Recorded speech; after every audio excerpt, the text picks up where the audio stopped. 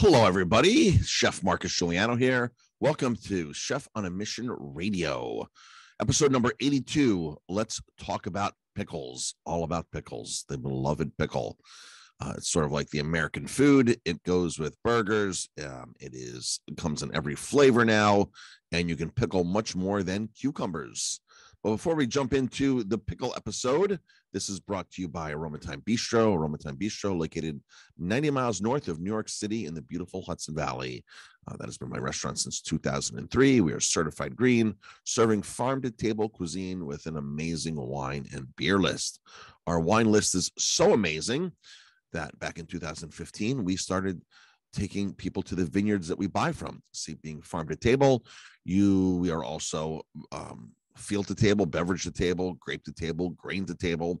We love supporting a lot of small independents, and that journey has brought us to bringing people to those vineyards all over Italy, through Spain, all through New York, and now Valle de Guadalupe in Mexico, which is a major wine region that has 200 wineries, just an hour and a half south of San Diego.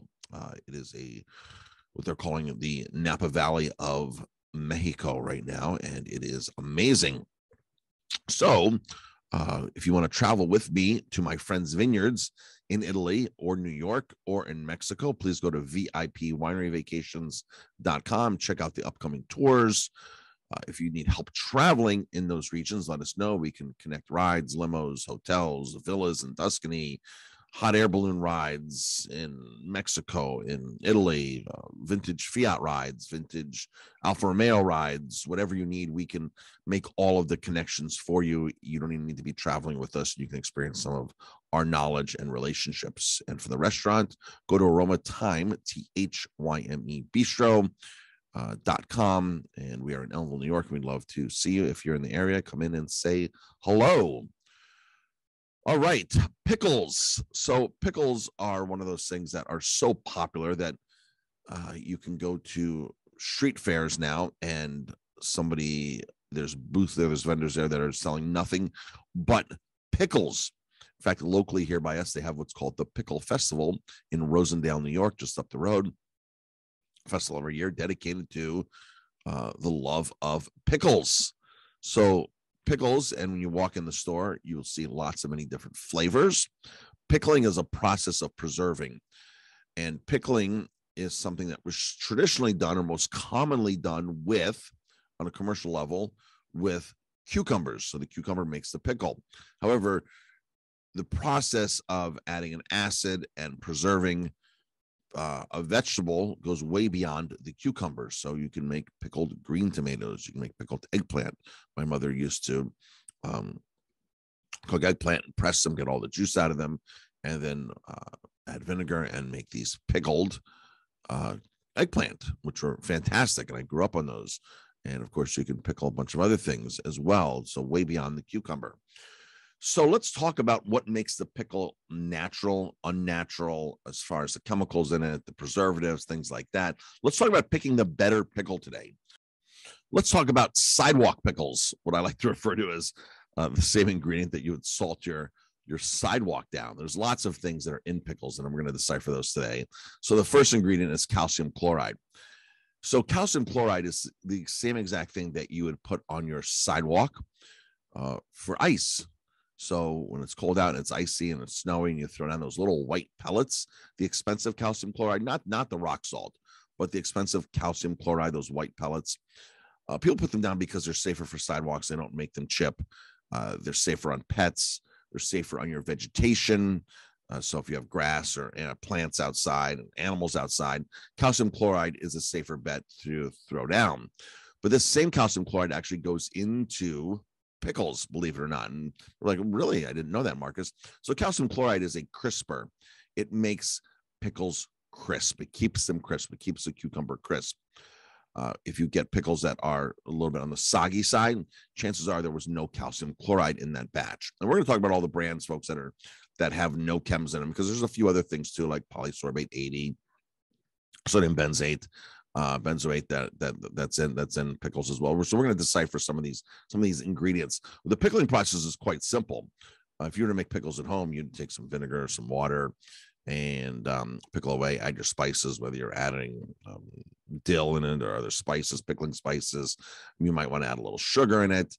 Pickling is a fairly simple process once you get this down, and there's lots and lots of videos on YouTube that you could literally become a pickle expert within a matter of an hour and understand the process of this.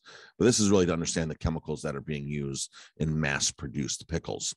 So yes, so calcium chloride is indeed in pickles and a lot of pickle brands, and it's there to keep the pickle crisp. I know for us, the pickles that we use at my restaurant are not crisp. They cannot, well, sometimes they are, sometimes they're not, but they're not consistently crisp because there's no calcium chloride in the pickles that we use. So, that being said, let's jump into some of the other pickles. First of all, the first rule, or other ingredients, I should say, in pickles. First of all, the first rule in pickles, the very first rule in pickles is to, when you walk into the store, you will see pickles that are on the shelf. And most people are used to going onto a dry shelf in an aisle and picking up pickles in jars. Those are the pickles you want to avoid. Those are the pickles that are going to have more preservatives in them, so thus they're on the shelf. You want to buy pickles that are actually, quote unquote, unpasteurized, that are in the refrigerator, that you have to keep refrigerated. Those pickles have more of a chance of being natural and less ingredients and funky ingredients in them than the pickles that are on the shelf. That's like the biggest general rule you can take away from here is buy pickles that come refrigerated, that say keep refrigerated. That's the biggest takeaway from this. If you don't want to get, too technically involved with all this stuff. So here's some of the common ingredients that are in pickles, common additives are in pickles. Polysorbate 80. It's an emulsifier used to disperse flavor. It's linked to inflammation, gut irritation, hormone disruption. All right, that's polysorbate 80. Yellow number 5 is a food dye linked to hyperactivity in children and cancer. Food colorings, if you do your research on food colorings, you will find out that there's a lot of hyperactivity and attention deficit disorder that is linked to food coloring. Food coloring. And of course, what is famous in kids' foods like cereals and other things? Well, food coloring. You can't get Fruit Loops, those colors naturally. So they are loaded with all different types of food coloring. So if you just took about an hour of research, if you have children at home that are concerned about what you're giving your children, folks, it's your responsibility for your children. You are the ones that are responsible for them. And your food choices impact their health, and it impacts, especially in school, how they're treated in school. So sometimes it's not so nice going to school being a little chubby. When you are young, people do make fun of you, and it's a shame. And people don't understand the power of the food choices that we make and the parents when you're giving your food. But when it comes to hyperactivity, attention deficit disorder, if you did some research on food colorings, you'd probably be shocked if you spent about an hour to 2 hours. You owe yourself and your kids to educate yourself about the food that you're giving them. You really, really do. That's part of your responsibility as a parent. So yellow food dye number 5 is in pickles. Let's see. Alum, an agent used to keep pickles crisp, toxic in large amounts, and restricted use in Europe. So there's a chemical that I have a whole series on YouTube. If you go to my YouTube channel, you go to marcusg.tv, it takes you right to my YouTube channel. I have a series on there, like 10 ingredients that are banned in Europe but approved in the US. And it goes way beyond those 10 ingredients, but those are the popular 10. And Europe, this is why people say, oh, pick up a Mexican Coke. Mexican Coke is better for you because they don't use corn syrup in it. And that's not even Europe. That's in Mexico. They're not using corn syrup like that. Even though they're growing the corn that's making the corn syrup, they're not typically using the corn syrup like we use. And same thing with a lot of the European nations. They are much, much stricter in the food, because when there's studies that come out and say this stuff is bad for you, they typically don't use it. So that's that's the difference between America and here. So let's see, another agent in there is I'm probably going to screw this up. Tartantrazine. It's another name for yellow number 5, so it's another food coloring. Corn syrup. is used a lot in pickles, and it's a sweetener. You can use sugar, cane sugar, beet sugar, or corn syrup. Corn syrup and beet sugar will be genetically modified, and it says here sweetener likely made from GMO corn, connected to obesity and diabetes. So I remember when our daughter was in second or third grade, we taught them how to read labels, we taught them how to drink stuff with corn syrup and this and that, and her friend was drinking something, and my daughter goes, there's corn syrup in there, and the girl was like, "Oh my gosh, I gotta know this, right?" The little third grade or something, and daughter was educating somebody else, but we had educated our daughter. And the next day, the daughter came back to school and told my daughter, "Oh, I spoke to my parents about it, and they said it's okay to drink this." Folks, it's your responsibility to educate your children. Educate your children, be an example, and take responsibility for their health as well. So it is a lot of these disorders, a lot of these ear infections, all this stuff that happens in your kids. This isn't a natural this is not a natural process of growing up. It's a reaction from the stuff that we're giving our kids.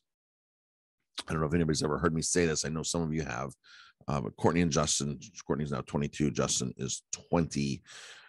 Justin, they've never been on up until last year, they were never on antibiotics for anything but Lyme disease. They had Lyme disease when Courtney was 5 and Justin was 13. They had Lyme disease, and they went on a 3-month cycle of antibiotics for that. They were never, ever, ever on an antibiotic for anything else. So no ear infections, nothing else growing up. It wasn't until Justin was 19 that he had gotten strep throat and took a round of antibiotics. And it was the first time he was actually in bed sick. So your food choices make a big difference in what your kids are experiencing health-wise and weight-wise, right? So that's on your responsibility.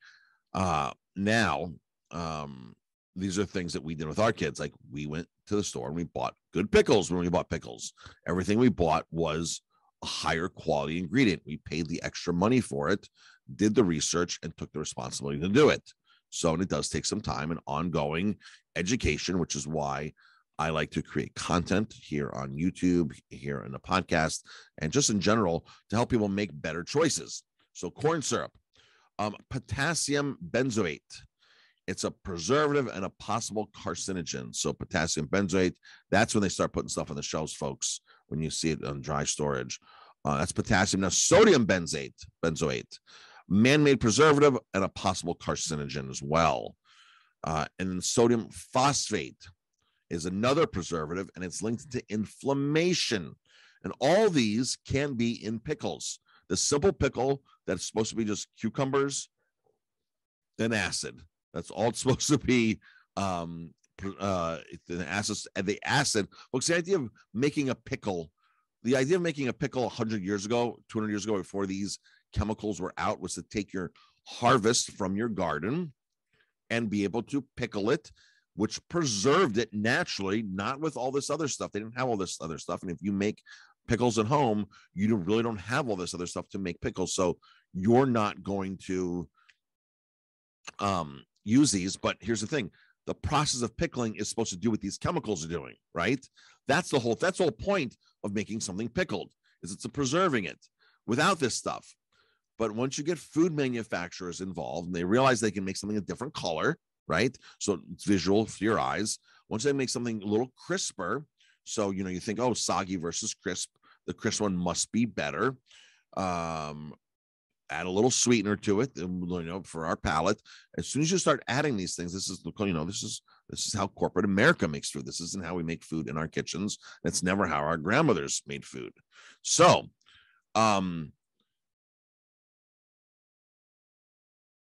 back to the original ingredient, calcium chloride. So calcium chloride is probably the one thing that would probably be the safest in all of those to use. But still, you would never just pop calcium chloride into your mouth and say, oh, this is safe. It's one of those things like, well, water's safe unless you put yourself into a pool of water, right? So calcium chloride, the salt used to keep pickles firm so they have an appealing crunch. Used in trace amounts, they say it is safe to ingest, is what they're saying. That's the word, safe to ingest. So, all right, what are the best pickles without additives, you might be asking at this point? So The best pickles. Now, this is not going to go throughout the whole nation, but this is going to help you with hopefully some national brands and some local brands as well. But keep in mind, there are a lot of small independent pickle producers across the country doing the right thing. If you want to meet them personally, I would suggest going to a farmer's market and finding a booth that sells their own pickles. And because a lot of pickle booths are selling other people's pickles, right? It's easy to buy 55-gallon containers of pickles from a distributor and pull up into a street fair, flea market, or whatever, and just start selling somebody else's pickles. But if you're talking to the actual pickle producer in a farmer's market, then you can start asking questions and get educated. So, all right. Best pickles without additives. Grillo's Pickles, Grillos, Grillo's Pickles, available at most supermarkets nationwide. All right. So, cucumbers, distilled white vinegar, salt, garlic, and that's it. Very simple, right? 365 by Whole Foods Market. Now, Whole Foods, folks, is one of those companies that you still need to be careful of things you're buying in there. Whole Foods loves to make money on mass-produced organic food that cuts corners. And some of those organic companies are owned by General Mills, by Pepsi, believe it or not, by Pepsi, owns some of those so-called natural. Some of them are just natural companies, not even organic companies. They're natural companies that appear to be healthier than they are. So here are the ingredients in the Whole Foods cucumbers, the 365 brand. All right. Water, organic distilled vinegar, salt, dehydrated garlic, calcium chloride, natural flavors. Natural flavors is a very non-descriptive term for chemically made flavorings. If you make a chemical that tastes like blueberries, it can still be called a natural flavoring. It doesn't make sense, but that's really what that means in a nutshell. And then they use organic turmeric for color. So there's some good ingredients in there, but they're still using calcium chloride, which other people are not using. But you have to think, okay, calcium chloride is going to keep the pickle crisper, and it does say it's safe to ingest, and we do throw it on our sidewalks, and it is safe for our animals and it's safe for our vegetation. So they're going to push the bill there and get that pickle with the ingredients that aren't controversial or have a small controversy or to the max there, so they can obviously make a pickle that's going to go to all 50 states and sit on a shelf. So Rick's Picks are my favorite. I met Rick many years ago, not many years ago, maybe 15 years ago. Rick and I did an event together. I did some food. He did the pickles. We met each other. Great guy. See him all the time at the food shows. And for a while, they're being made here in Kingston, New York, just north of us at the food packer there. So cucumbers, white vinegar, lactic acid, kosher salt. He also uses calcium chloride, dill, and natural color. So that's Rick's Picks. Bubby's. Bubby's makes a nice pickle, definitely on the soggy side, but now we know that soggy is good, right? So cucumbers, water, salt, dill, spices. This one has calcium chloride, the one I'm reading here. I've had Bubby's that are on the uncrisp side. So I don't see an acid listed for ingredients here. It's cucumbers, water, salt, garlic, dill. That must be a typo, hopefully. Trader Joe's. Cucumbers, vinegar, salt, granulated garlic, caraway seed, natural flavorings, garlic extract, calcium chloride, and turmeric. Mother Puckers. Cucumbers, water, organic distilled vinegar, organic apple cider vinegar. Ooh, I like that. Apple cider vinegar. Folks, white vinegar is really not a safe product. It's a lot of health gurus will say white vinegar is poison. It's toxic. It's acetic acid. They have to dilute it by 20 parts to make it edible. But if you consume straight acetic acid, you would not be in great shape. But when you dilute it with water and it's a trace amount of acetic acid, they say it's okay. That's white vinegar. Apple cider vinegar is far better for you. Much better for you. A lot of people swear by apple cider vinegar. They take a shot of it. They call it ACV. And there's all kinds of supplements out there now with apple cider vinegar. They say it burns fat, aids in digestion, balances out your gut flora. There's a lot of great things with apple cider vinegar. However, not many pickles are made with true just apple cider vinegar. If we were to make pickles in my restaurant, that's all we have is apple cider vinegar. We actually do have white distilled vinegar, but that's for cleaning the windows and washing dishes. Just like how your grandmother used to put the vinegar in the chicken and soak it. That's what vinegar is good for, folks. It's good for disinfecting because it is a poison. That's why your grandmother put it with the chicken in the sink to soak it, to kill anything on the chicken, because vinegar kills. So white vinegar, that is. Nature's Promise. Cucumbers, water, organic vinegar. Doesn't say what type of vinegar. Organic vinegar, sea salt, calcium chloride, natural flavors, organic turmeric. Simple Truth Organic. Simple Truth Organic. Organic cucumbers, water, organic vinegar, and that's pretty much it. They have calcium chloride in it too. Yeehaw Pickle. Cucumbers, water, vinegar, chili peppers, garlic, salt, dill, mustard. McClure's. I don't know if McClure's says found in independent grocery stores nationwide. I don't know if they have two different labels. I'm not sure. Sometimes folks, these companies will have two different labels, where they have their natural label and then their unnatural label. They're not going to call it a natural, but sometimes bigger companies realize they need to get into the game of the organic and natural food, so they'll create a spin-off label. Sometimes you have to be careful that because one item in the brand is good, the other items might not be good.